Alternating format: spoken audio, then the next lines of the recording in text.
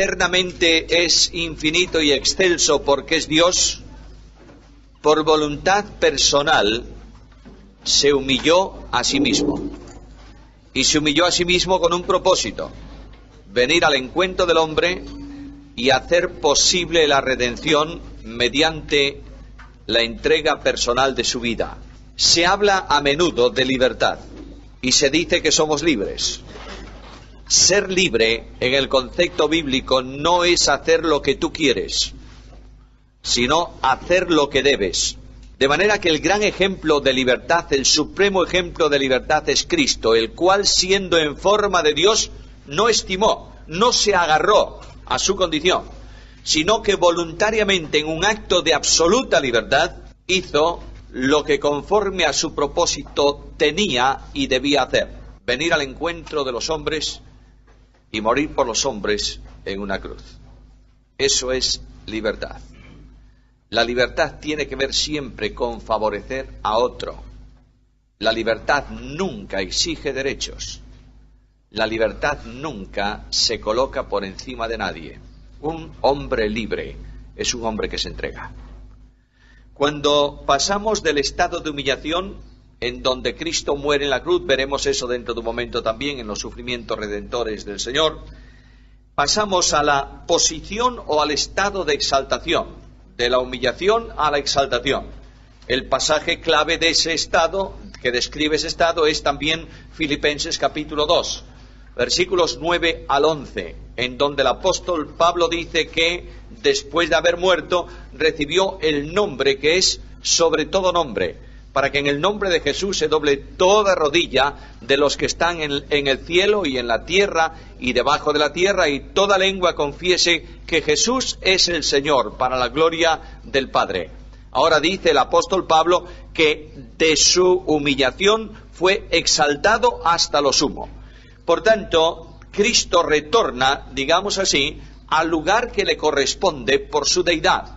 Pero juntamente con la persona divina del Hijo de Dios, que nunca dejó el cielo por cuanto es infinito y está presente en el cielo y en la tierra, el glorificado Señor Jesús, la humanidad de la segunda persona de la deidad, entra en la majestad de las alturas para ser el hombre encumbrado hasta lo sumo. Indudablemente no podemos separar la humanidad de la deidad en la persona de Cristo, ¿verdad?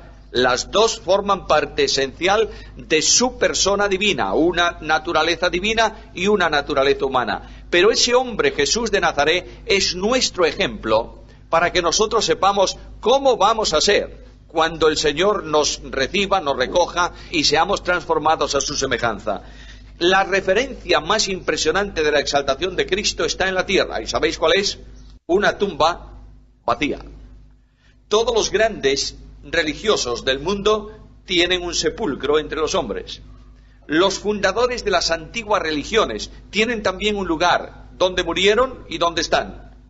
Cristo el Señor, conocemos el lugar geográfico donde murió, Jerusalén, pero no hay una tumba que contenga nada de él, porque su cuerpo transformado a la semejanza de lo que será, o para imagen de lo que es el nuestro, lo que será el nuestro, está en la presencia del Señor. Juntamente con la ascensión a los cielos está la entronización, sentado a la diestra de la majestad en las alturas, recibiendo el lugar de honor. Indudablemente, hay un pasaje complicado en el libro de Apocalipsis, una promesa del Señor a su iglesia, que dice que aquel que venza, le daré que se siente conmigo, ¿en dónde? En mi trono, como yo he vencido y me he sentado, ¿en dónde? Con mi Padre en su trono.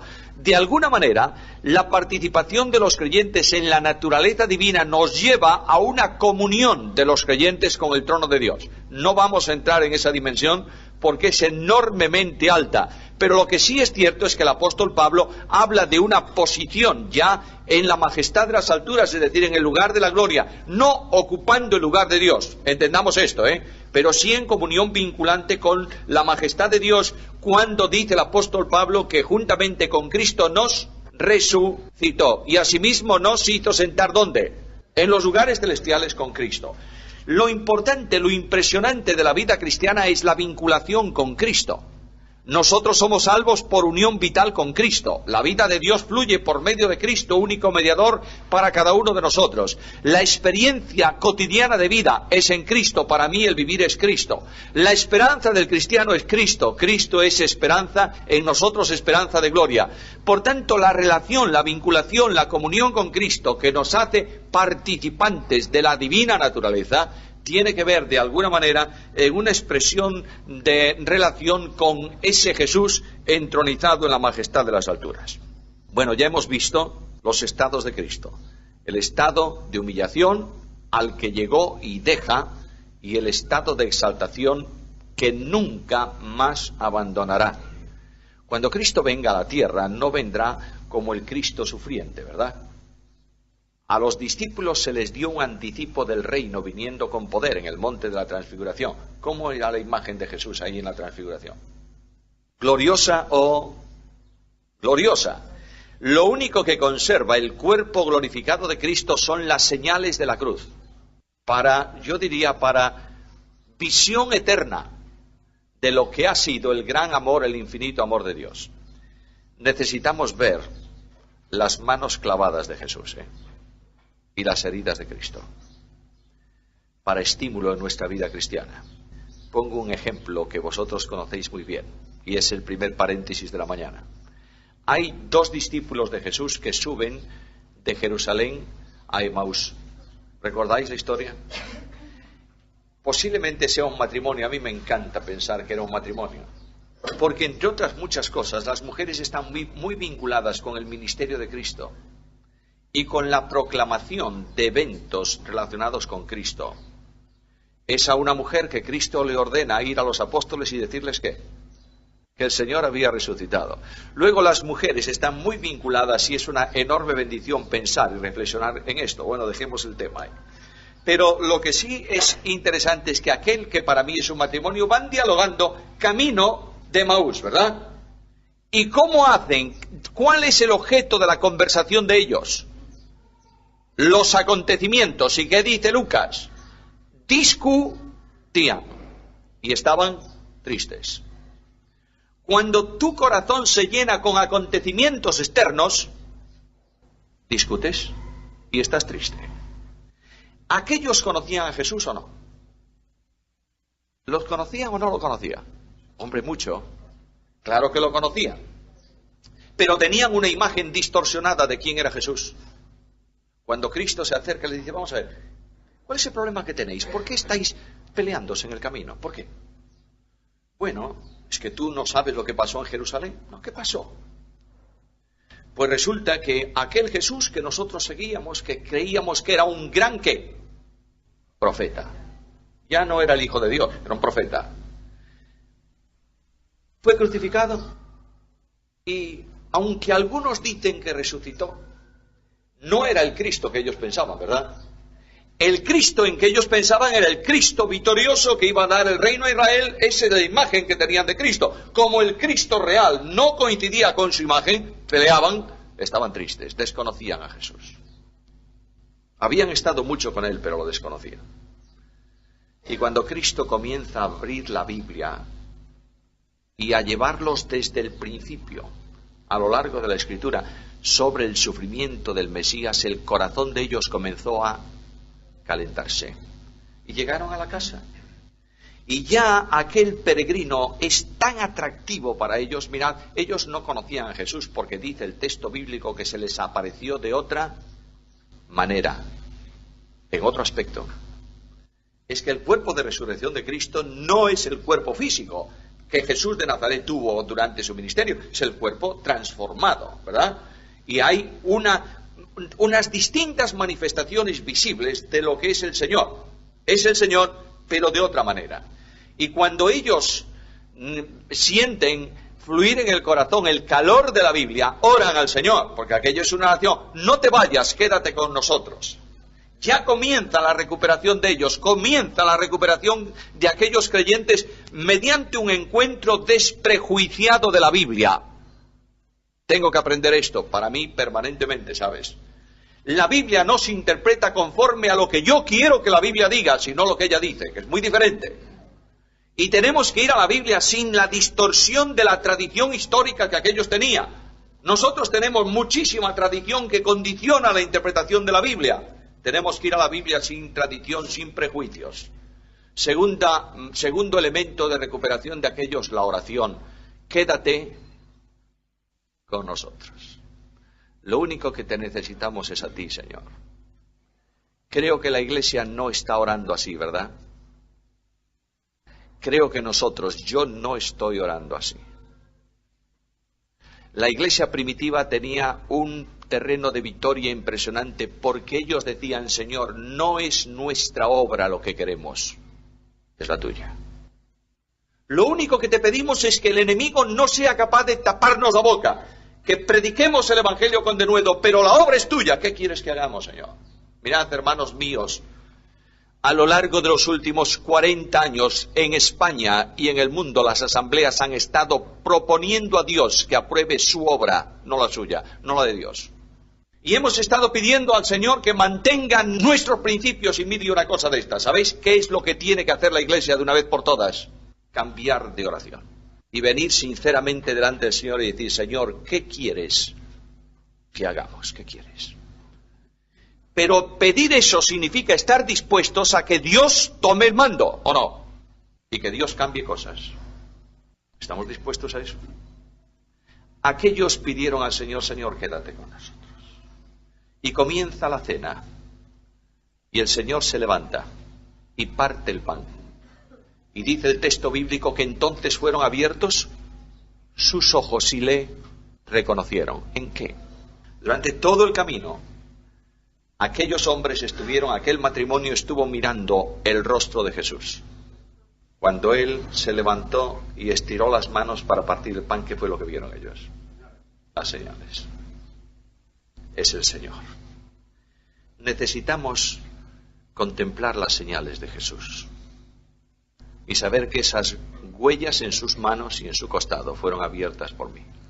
Y tenemos que sentir de una vez por todas la expresión de Pablo en Gálatas 2:20, el Señor me amó a mí y se entregó a sí mismo por mí. Y cuando aquellos descubrieron a Jesús, ¿qué ocurrió? Se levantaron corriendo de la mesa, regresaron a Jerusalén discutiendo. Ya no discutía. Había un tremendo gozo en su corazón. Y vienen al encuentro de los discípulos con un mensaje positivo. Ya no era la tragedia, no murió, ya no sé qué. No. Era un mensaje positivo. El Señor vive. Y era un mensaje de comunión con sus hermanos. Queridos míos, Cristo es el gran desconocido de la vida de los cristianos y de la vida de la Iglesia. El Señor está presente aquí. El Señor está presente aquí. No es una realidad vivencial en la Iglesia de Jesucristo. ¿Es así? Es así. Yo sueño con una generación joven que abra la puerta de la Iglesia al viento del Espíritu y permita que el Espíritu de Dios sople en la Iglesia y saque para fuera definitivamente el polvo de la historia y de la tradición. Y comience a brillar dentro de la Iglesia despojada del sistema la gloria de Jesús para nuestra bendición. ¿Creéis que lo necesitamos o no? Este Cristo admirable de la Biblia tiene varias posiciones. Yo voy a saltarme esas posiciones, si no, no terminamos hoy. La posición antecedente, la posición humana, la posición mortal, en fin, todo eso más o menos lo hemos visto por encima, de modo que pasamos a la filiación de Jesucristo. Jesucristo se llama a sí mismo Hijo del Hombre. Habitualmente es el título que se da. Pero la Biblia llama a Jesucristo también el Hijo de Dios. Este Hijo de Dios expresa la filiación que existe entre Jesús de Nazaret, el hombre, y el seno trinitario, ya que Jesús de Nazaret, el hombre, es la naturaleza humana del Verbo eterno de Dios. El ser hijo de Dios, hijo del Padre, significa una posición de la segunda persona divina dentro del seno trinitario. La segunda persona no tiene origen. ¿Está claro? ¿Por qué? Porque es eterna. Es decir, no tiene principio. Cuando hablamos de generación, en el seno de las personas divinas estamos diciendo, expresando, que la primera persona comunica la vida a las otras dos, no por origen, sino simplemente por relación o por comunicación. Cuando hablamos de que la primera persona se relaciona con la segunda de padre a hijo, estamos hablando de una relación entre las personas divinas. ¿Está claro? Ahora, ese calificativo de hijo significa que eternamente existe como existe también el Padre, por una razón, por un principio de lógica, ya no solo de Biblia. Un padre tiene como padre la misma edad que su primer hijo. Un padre, como padre, tiene la misma edad de padre que su primer hijo de vida. Porque antes no hubo padre, antes no era padre. Luego, ¿cuántos años tengo yo de padre? Bueno, que no me oiga mi mujer. Los mismos años que mi hija mayor. No más, ni uno más. Si el Padre es Padre eterno, ¿qué significa? Que ha tenido un Hijo eterno. Sin principio. Ya no necesitamos investigar nada más. Simplemente la lógica nos lo dice así. Ahora, Jesucristo el Señor se llama también Hijo del Hombre y tiene que ver con una vinculación con la humanidad. Notad que el evangelista Lucas está vinculando a Cristo con nuestro primer padre, que se llamaba Adán. Hijo de Adán. De manera que viene la relación la vinculación con la humanidad, viene para Cristo exactamente igual que para nosotros. El origen de la humanidad es un origen común. Otro paréntesis aquí, por favor. Cuando Dios creó al hombre, en el capítulo 1 de Génesis, dice que creó a un hombre, se llamaba Adán, y varón y hembra los creó. No en el varón había los dos sexos, No sé si me estáis siguiendo, entendiendo.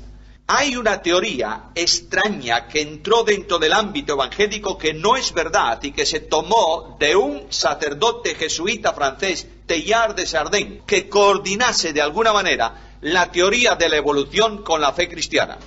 ¿Por qué? Porque cuando comenzó el tema de evolución serio hace unos cuantos años, dijo, mira que si esto es verdad nos van a poner buenos a nosotros. De modo que vamos a correr delante. Y Teilhard de Chardin ideó un sistema curioso de la posición alfa y la posición omega. El alfa y el omega, el principio y el fin. Y dice que Dios es una persona colectiva, porque el nombre de Dios es un plural, Elohim, uno en donde hay varios. Esto es una herejía. Dios no es una persona colectiva. Dios es un ser que existe en tres personas. ¿Está claro o no? No es una persona colectiva Dios, Cada una de las personas divinas funciona individualmente, no independientemente, por cuanto tienen vida y esencia común. Pero es un ser en tres personas. Y este Teilhard de Chardin dijo, y en Adán, el primer elemento de la especie estaba el hombre y la mujer. No, señor. Dios estableció que la humanidad fuese un varón, se iniciase en un varón y en una mujer. Y Dios comenzó la creación de la humanidad por el varón. Luego tomó del varón la mujer. No porque hubiese dos elementos que se separan en el tiempo, sino porque la carne de la humanidad es una sola. Dios creó la carne humana, es decir, la humanidad la creó comenzando por el varón. No podía crear otra distinta, era la misma, para que hubiese comunión absoluta y vinculación real en esa creación, ¿entendéis? Luego, cuando leáis por ahí que el hombre al principio era una persona colectiva que se desdobló, no es verdad, esto es una herejía. El hombre nunca fue una persona colectiva, el hombre fue un varón y una hembra. Y Dios comenzó por un varón, la creación, y luego creó la hembra. Bueno, hecho el paréntesis, la vinculación de Cristo con la humanidad es esta, ¿verdad? Es carne de nuestra carne. ¿Entendéis esto? Lo voy a decir de una forma muy, muy fácil. Para dialogar Dios con los hombres, vino para dar el discurso de amor mediante la persona de un hombre. Dios habló su discurso divino en garganta humana, y Dios abrazó a los hombres con brazos de hombre, y Dios se hizo hombre para morir por los hombres. Ahora, cuando vemos esto, llegamos a una conclusión admirable. ¿Dios se aproximó al hombre? ¿Sí o no? Sí, algo más. No solo se aproximó, se aproximó. Se hizo prójimo. Nuestro compañero de aventura en la vida, el que sufrió como nosotros y lloró como nosotros. No vino a cerca de nosotros para contemplarnos como el pastor puede contemplar a una oveja que se le rompió una pata. Vino y se metió en medio de nosotros y se hizo como nosotros. Salvo, por supuesto, el pecado, ¿verdad? ¿Vosotros pensáis que ha habido una manifestación mayor de amor que esta? Que el Eterno haya venido al encuentro del hombre, de su criatura, y se dejase golpear por ella. Hay cosas que escapan de nuestra comprensión. La criatura puso la mano en la cara del Creador.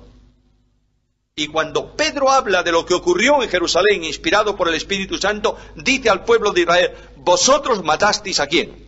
Al autor de la vida. Notad lo que dice, es muy serio. ¿Quién es el autor de la vida? Dios. Lo que dice Pedro es que quien murió en una cruz era Dios. Claro, llegamos a una situación muy límite, ¿verdad? ¿Podemos decir que Dios muere? No. Pero tenemos que decir que quien moría en la cruz era Dios. Muy bien, ahí tenemos la gran dimensión de Jesucristo. Bueno, en las notas está también la unión hipostática. Se llama unión hipostática porque la unidad está en el núcleo de la persona. Es decir, la humanidad y la deidad se vinculan esencialmente en la persona divina del Hijo de Dios. Hipóstasis es la sustentación de un elemento vital. De manera que ahí hay dos elementos vitales, una naturaleza divina y una humana, sustentadas, subsistentes, existentes, yo qué sé, no habría que buscar una palabra muy extraña para eso, en la persona divina del Hijo de Dios. Mis hermanos, tenemos a Dios hecho hombre, el Verbo de Dios hecho carne, Jesús de Nazaret, Dios entre los hombres. ¿Para qué? Dios viene al encuentro del hombre con un programa de redención. Dios viene al encuentro del hombre y se hace hombre para poder sufrir, oídlo bien, por el hombre, y llevar a cabo la obra de redención. Los sufrimientos vicarios de Cristo están profetizados y son esenciales en la obra de la cruz. No es simplemente el hecho de que Él murió.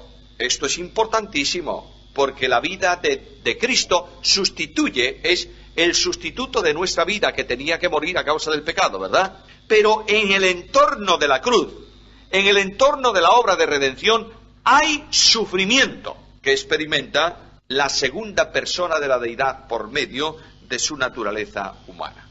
Los sufrimientos de Cristo están tipificados ya en el Antiguo Testamento y profetizados en el Antiguo Testamento. Ahora hemos utilizado una palabra que es la palabra tipo. Bueno, en la Biblia tipo es una figura simbólica que por medio de ella ilustra una realidad que viene después. Luego la realidad se llama antitipo. En el Antiguo Testamento todo lo que tiene que ver con los sufrimientos de Cristo está tipificado en los sacrificios del sistema levítico. Ahora, ojo con buscar tipos en el Antiguo Testamento que no lo dicen para convertirlos en alegorías. El tipo se dice que es un tipo. Esto es tipo. Pablo habla de Agar, ¿recordáis? Y dice que es tipo. Él mismo utiliza esa palabra. Hay el primer sistema de la tipología es atender solo a aquello que la Biblia dice que es un tipo. Y buscar, por supuesto, el significado posterior en la persona de Jesucristo o en lo que tipifica. Luego hay un segundo nivel que, sin decir es un tipo, ilustra profundamente esa realidad. Voy a poneros un ejemplo. Los muebles del tabernáculo son todos ellos tipo o figura de Cristo, porque todos ellos tienen dos componentes, salvo el altar del sacrificio: oro y madera, humanidad y deidad. Luego, no dice específicamente que son tipo, ¿verdad que no? No, pero indudablemente el simbolismo lo está manifestando. Ahora, a veces nosotros, los hombres, buscamos un tipo donde no hay tipo. Y lo que hacemos es alegorizar. Si queréis una alegoría tipológica, yo diría sorprendente, os invito a que busquéis un libro de Agustín de Hipona, que fue un tremendo teólogo y un hombre. ¿Quién leyó las obras de Agustín de Hipona? Bueno, hay uno que los ha leído. Bueno, hay una obra de Agustín de Hipona fabulosísima, yo la recomiendo vehementemente, que son Doctrinas de la Gracia, de Agustín de Hipona. Leedlas. Hay, en cambio, otro libro que es interesante, pero que abre para Agustín la puerta de la alegoría.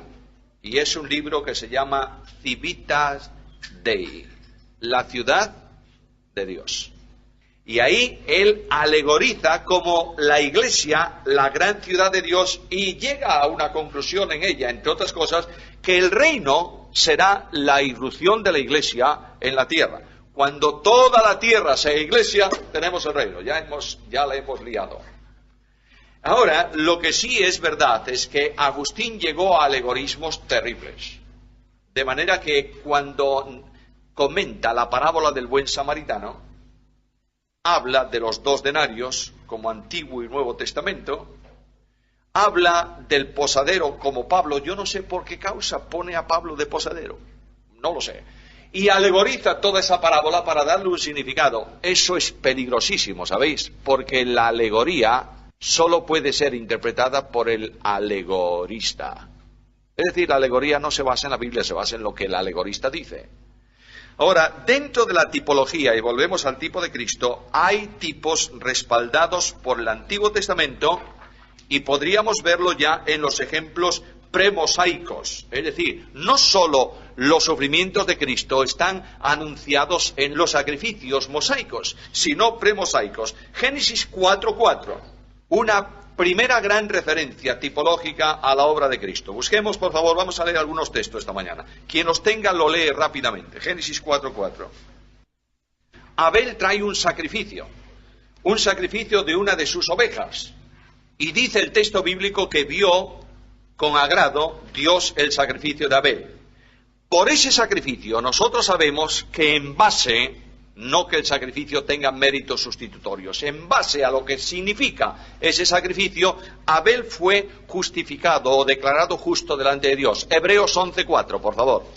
De manera que él trajo un sacrificio más excelente que el de Caín, y por medio de la fe que Abel puso no en el sacrificio en sí, en el sacrificio físico, sino en lo que simbolizaba, fue declarado ¿qué?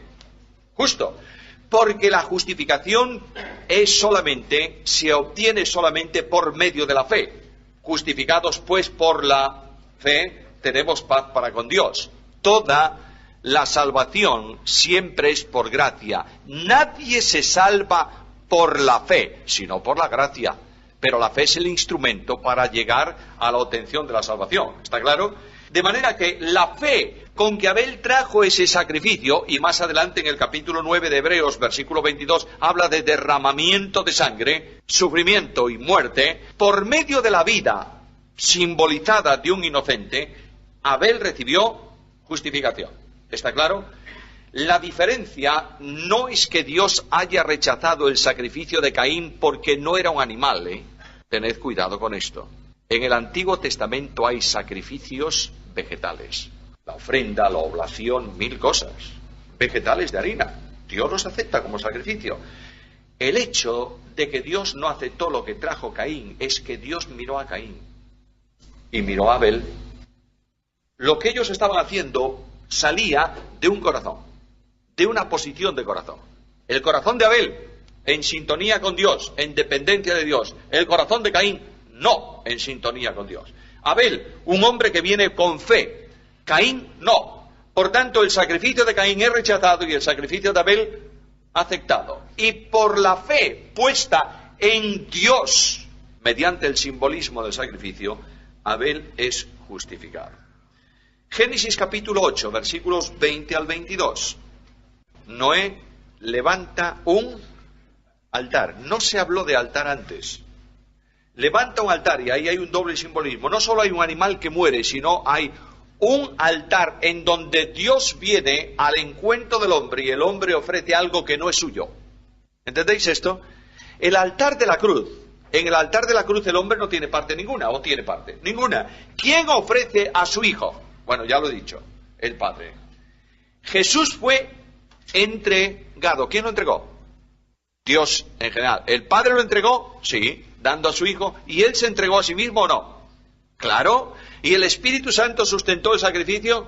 Luego Dios está comprometido en el plan de salvación y lo ejecuta. ¿Tiene algo que ver el hombre ahí? No, nada. Luego el simbolismo del altar, es verdad que Abel trajo un animal y lo sacrificó, ¿verdad? Lo sacrificó sobre un altar. Ahí hay una figura. El animal está elevado, digamos, sale de la tierra. Estamos hablando de simbolismo, ¿entendéis? En ese sentido, el hombre trae algo que no es suyo porque es creación de Dios y lo ofrece en sustitución suya delante de Dios. Y el hombre que ofrece es encontrado por el Dios que recibe. Todo eso habría que estudiarlo a fondo, ¿sabéis? Es un tesoro tremendo. Y yo sé que no se estudia demasiado el Antiguo Testamento. Hay un hecho evidente. Cuando los padres de Sansón traen aquella ofrenda y la colocan sobre la piedra, y dice que el mensajero, que era el ángel de Jehová, tocó con el bordón, con su báculo, el sacrificio. ¿Qué ocurrió? Se levantó fuego y quemó el sacrificio, y el ángel de Jehová subió en medio del fuego, y claro, Manoa y su mujer, ¿qué dijeron? Vamos a morir porque hemos visto a quién, a Dios. Luego ahí está, hay todo un simbolismo de entrega, de recepción. Mirad, hay un versículo clave en el Evangelio que dice Jesús: yo soy el camino, la verdad y la vida. ¿Cómo entiendes eso? A ver, una persona que me diga qué entiende él por ese versículo, o ella. El camino que por medio de él se llega a Dios. ¿Sí? ¿Es eso? ¿Solo? Siempre nos falta una parte. El yo soy el camino es un camino de ida y vuelta. Es el camino por el que Dios viene a los hombres y es el camino por el que los hombres van a Dios. Yo soy el camino en el cual Dios desciende desde el cielo en toda su justicia al encuentro del pecador. Y yo soy el camino de regreso del pecador a Dios. Luego, cuando introduce al primogénito en el mundo, está introduciendo un camino nuevo, ¿verdad? Dios viene a nuestro encuentro. Ahora, hemos visto, hay muchos más, pero hemos visto dos ejemplos de tipos premosaicos. Ahora veamos algún ejemplo de tipo mosaico. Éxodo capítulo 12, versículos 7 al 9. Ahí está hablándose de un sacrificio. Tenían que matar un cordero. No era posible ir al rebaño y cogerlo ya. Tenía que estar durante un tiempo reservado, aislado del resto. No podía tener mancha, tenía que ser un animal sin defecto y luego había de ser sacrificado. Y la sangre de ese animal era puesto sobre el dintel de la puerta y sobre los postes de la puerta. Y en razón de esa sangre, el ángel destructor no entraría en ese lugar. Estaban bajo la protección de la sangre. Cuando vamos a Romanos capítulo 8, versículo 1, ¿qué dice? Ahora pues no hay ninguna condenación. Y cuando vamos a Romanos capítulo 5, versículo 1, ¿qué dice? Justificados por la fe tenemos paz para con Dios. Ya no nos afecta a nosotros. Ahora, ¿hay alguna cosa más ahí en ese sacrificio? Ese ejemplo es que tenía que ser inmolado.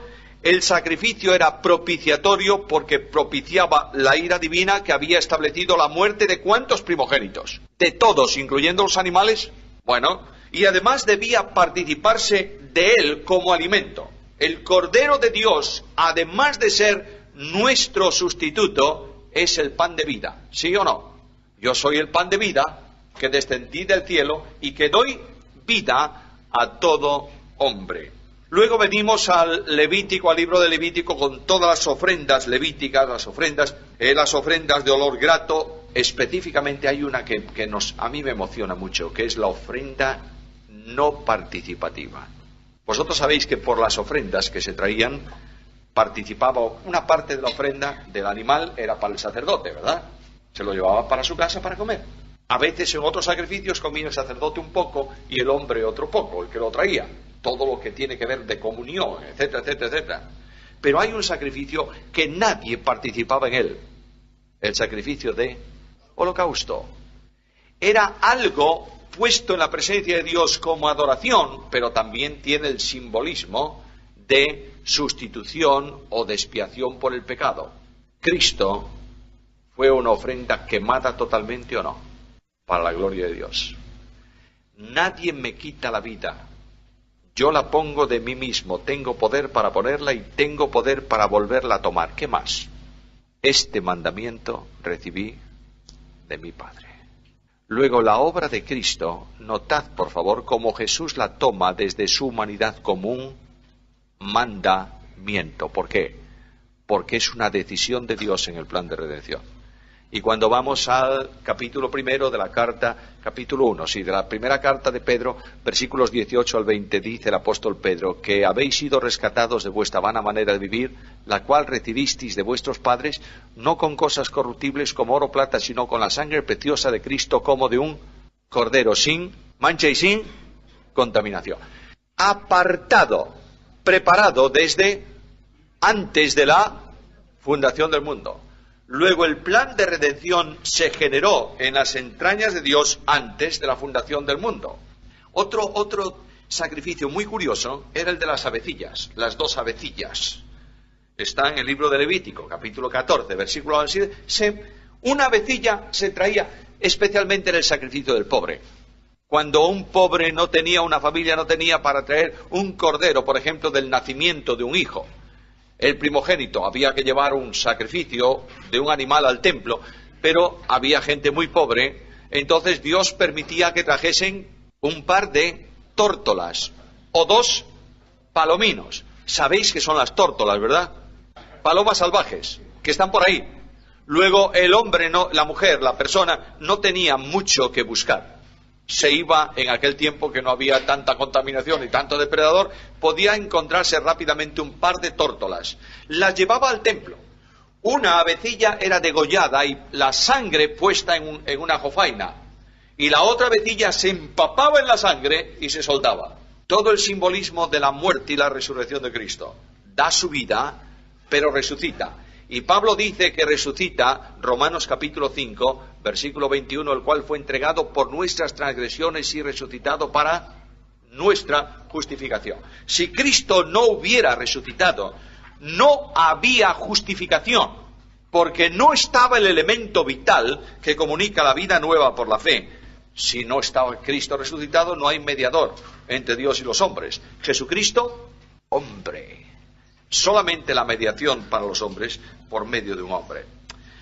Voy a citar uno más, solo, porque la vaca alazana y todo eso lo vamos a dejar. Todo eso es un tremendo tesoro, pero un solo ejemplo más. El día de la expiación, el Yom Kippur, el día en que los árabes quisieron arrasar a Israel. Un ejército de 200 millones de seres, no son 200 millones de ejércitos, pero vamos, la población. Contra un país así de pequeño ya te contarás. Pero es que encima de ellos, encima de Israel, hay una mano que está protegiendo un pueblo. Porque es necesario que esté. No por otra razón. Porque el soberano quiere que esté. Aunque no todos esos van a ser salvos. La mitad de esos son ateos y otra tercera parte chiflados y un tercio creen. Bueno, yo no sé si son tercio, ¿no? Pero vamos. Tampoco me tiene mucha importancia. Sé que tiene un remanente fiel Dios en ese pueblo permanentemente. El ceremonial del sacrificio era muy curioso. Primeramente, ese era el día solemnísimo, en donde la intervención principal del día no estaba a cargo de los sacerdotes, sino del sumo sacerdote. Y el sumo sacerdote participaba, vinculaba por una acción al pueblo de Israel con el sacrificio expiatorio. Ponía sus manos sobre la cabeza del animal y se identificaba con él. De alguna manera estaba diciendo: este animal inocente lleva sobre sí el pecado del pueblo. Y mediante ese sacrificio se untaban, se ponía la sangre en algunos lugares del tabernáculo, se esparcía simbólicamente sobre el pueblo, y finalmente una parte de la sangre del sacrificio entraba al santuario y atravesaba el sumo sacerdote el lugar santo y entraba una sola vez en el año al lugar santísimo. Y sobre el arca, en el propiciatorio, en la plancha de oro, lo veremos, extendía la sangre que llevaba del sacrificio de la expiación. De alguna forma, los querubines estaban con su rostro mirando la plancha del propiciatorio. Los querubines son los custodios de la santidad de Dios. Nadie puede acceder a la presencia de Dios que no sea santo, ¿verdad? De manera que cuando el hombre pecó, ¿qué fue lo que Dios colocó entre el árbol de la vida y el hombre pecador? Una espada que se revolvía y además querubines. Luego los querubines miraban la espada y estaban atentos a que nadie accediera a la vida, porque nadie era digno. La paga del pecado era muerte. Ahora esos querubines están mirando el propiciatorio. Debajo del propiciatorio, dentro del arca, solamente había una cosa. ¿Qué había? Las tablas de la ley. ¿Las tablas de la ley condenan al pecador o no? Sí, pero esos custodios de la santidad de Dios miraban las tablas, simbolismo, a través de la sangre. Por eso aquel pobrecito pecador y aquel arrogante fariseo oraban en el templo. El fariseo no necesitaba de propiciación. ¿Por qué? No soy como los otros. No sé cómo no te da asco este pobre publicano. Mira, ni como este. ¿Y el publicano cómo oraba? Dios sé. ¿Por qué? ¿Por qué Dios podía ser propicio? Porque dentro del templo, en el lugar santísimo, estaba el propiciatorio con la sangre de la expiación. Señor, yo no merezco nada, pero tú puedes ser propicio a mí porque alguien ocupó mi lugar. Estamos hablando de algo simbólico, ¿verdad? Esto es la cuestión, mis queridos hermanos. Esta es la cuestión. Nosotros somos absolutamente imperfectos, indignos, miserables de estar en la presencia de Dios. No tenemos derecho, somos una ruina. ¿Somos o no? Somos. Pero yo me acerco al Señor con tremenda gratitud y digo, oh Señor, no solamente tengo derecho a entrar al trono de tu gracia, porque soy perfecto en Cristo Jesús. Dios ha hecho para mí la propiciación. Y ahora vengo al culto del domingo por la mañana. ¿Y cuántas veces se lee? Especialmente en algunas iglesias, yo creo que se lee excesivamente, perdonadme, esto es una reflexión mía. Ese pasaje de 1 Corintios debemos leerlo siempre como la instrucción de la cena del Señor. El Señor dijo, yo recibí del Señor lo que también os he enseñado, tal, también. Por tanto, pruébese cada uno a sí mismo y coma del pan y beba del vino, porque el que come y bebe indigna. Eso es un adjetivo, es un adverbio. No dice Pablo el que come indigno, porque somos todos indignos, sino que lo hace indignamente. Luego, mis queridos hermanos, comer indignamente es simplemente negarse a mantener comunión con los hermanos. Esa es la indignidad. Porque el pan que partimos, ¿qué representa? Que somos ¿lo dice Pablo ahí o no lo dice? Antes de venir a la cena del Señor, y siempre cada uno de nosotros debemos confesar. Ahora, ¿qué es confesar? Reconocer. Muy bien, es reconocer. Pero confesar es venir al Señor y decirle, Señor, ayer he hecho un acto malísimo. ¿Y el Señor qué me dice? Sí, ya lo sé, hombre. Yo te estaba viendo. Y además, sé también de otros que tú no te das cuenta. Confesar es decir lo mismo, es venir a la presencia del Señor y decir, Señor, tú dices que eso es malo, yo lo digo también. Por tanto, quiero vivir una vida separada de eso, es confesar. Porque la confesión de mencionar mis pecados es un acto de orgullo y arrogancia del hombre, delante de los otros, quiero decir. Conozco personas que hacen confesión pública. Se levantan en la iglesia y dicen, Señor, esta semana he robado al tal, no sé qué, esta semana hablé mal de mi hermano. Eso es el pavo real. Para que todos digan, mira qué hombre, cómo reconoce. No, Señor. Confesar es decir al Señor, me avergüenzo, Señor, en silencio en el alma, me avergüenzo. Quiero ser distinto. Eso es confesión. ¿Entendéis?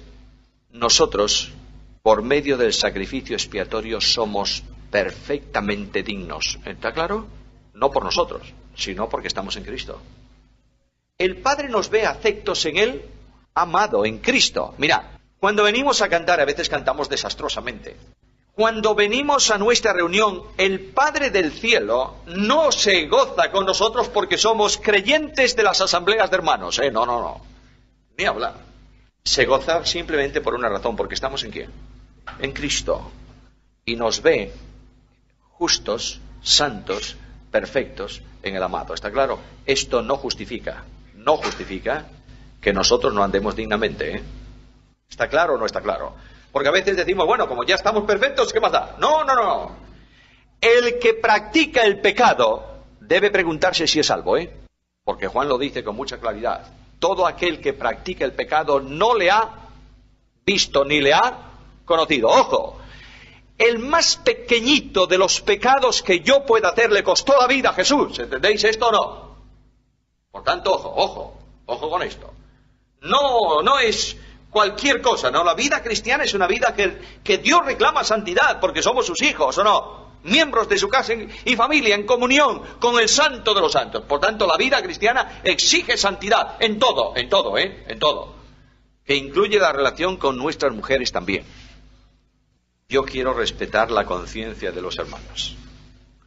Pero no hay ninguna razón para que un creyente no participe siempre de la cena del Señor. Porque si hay algo que no marcha bien en tu vida, ¿qué tienes que hacer? ¿Y confesar o no? De modo que yo confieso y automáticamente ese problema que ha quedado resuelto con el Señor, ¿no es así? Ahora, si mi problema es que yo como marido a veces soy muy tozudo y he tratado mal a mi mujer. No es cierto, ¿verdad, cariño? He tratado muy mal a mi mujer y entonces mi conciencia me está diciendo, mira, y yo como soy un señor, el jefe de la manada, pues ya vendrá ella a arreglar el asunto. Y entonces ando como un moscardón. Y me voy al culto y digo, claro, no estoy, ¿cómo voy a estar en funciones?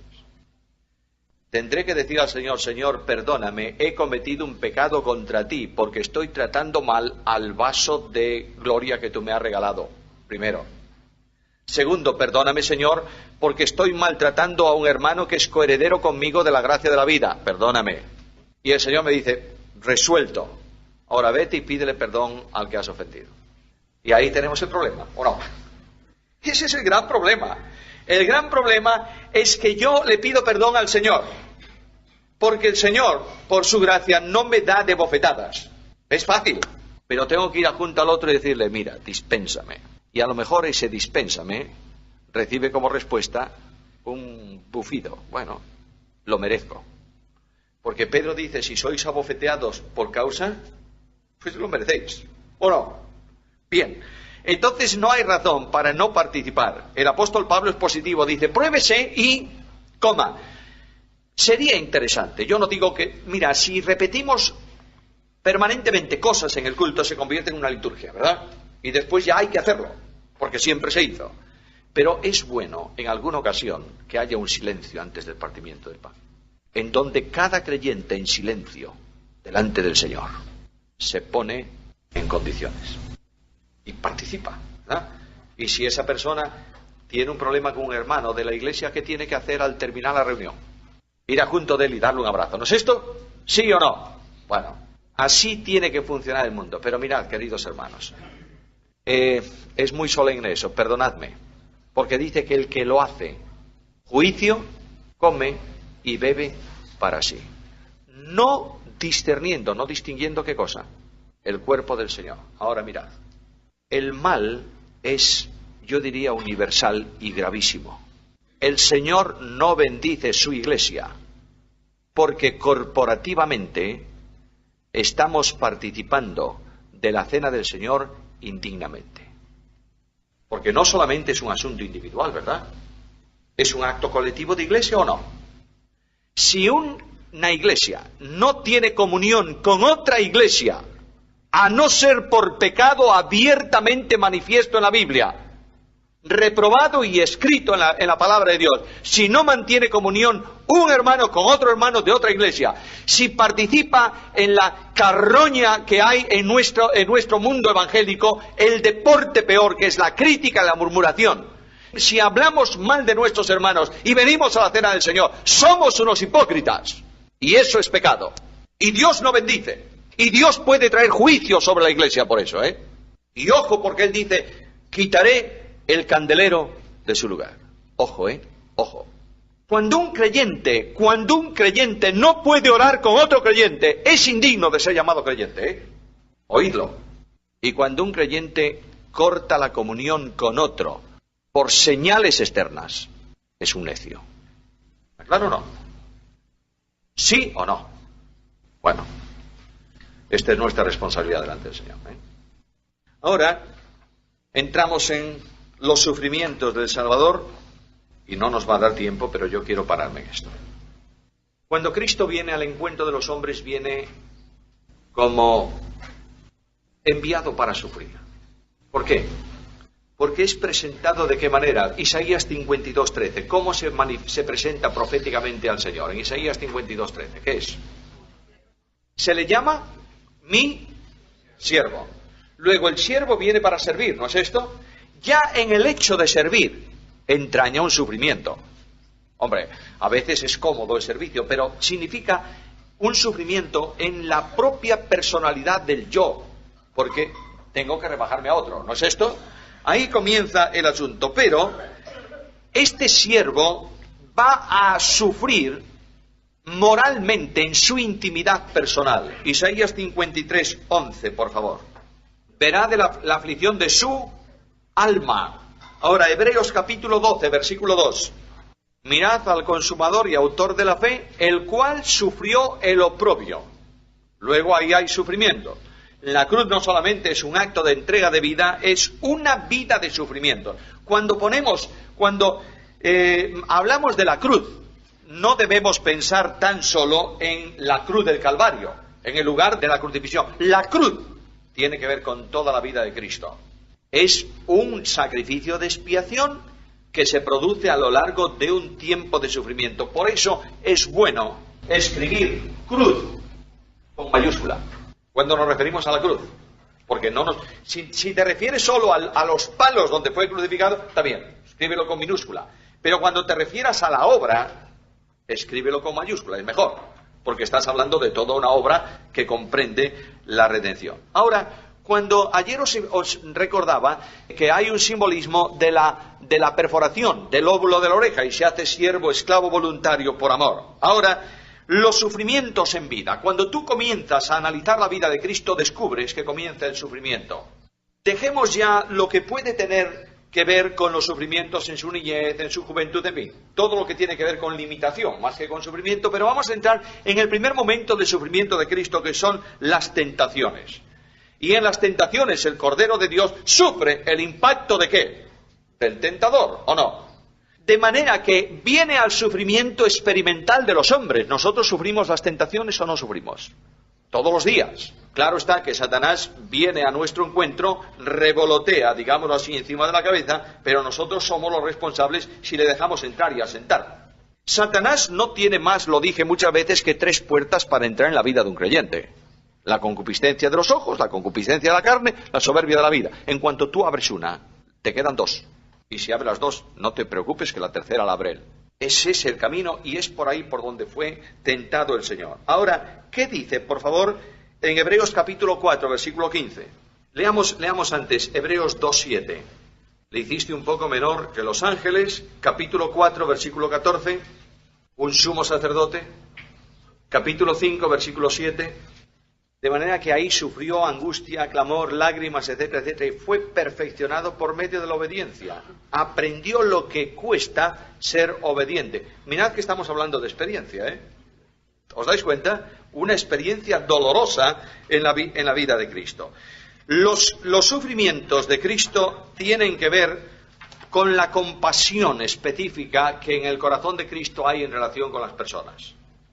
El Hijo de Dios viene en un acto compasivo. Vino para compadecerse de nuestra miseria, ¿no es esto? O vino por la compasión que tenía a nuestra situación. Luego, en el corazón de Cristo hay permanentemente un sufrimiento por la situación del hombre. Por ejemplo, el Señor ve una enorme multitud un día, 5.000 personas una vez, 4.000 otra vez, y le dice a los discípulos, mira, esa multitud para mí es como ovejas que no tienen pastor. Ahí está el Señor viendo el sufrimiento de las gentes. Cristo llora conmovido al ver cómo dos hermanas lloran la muerte ¿de quién? De su hermano.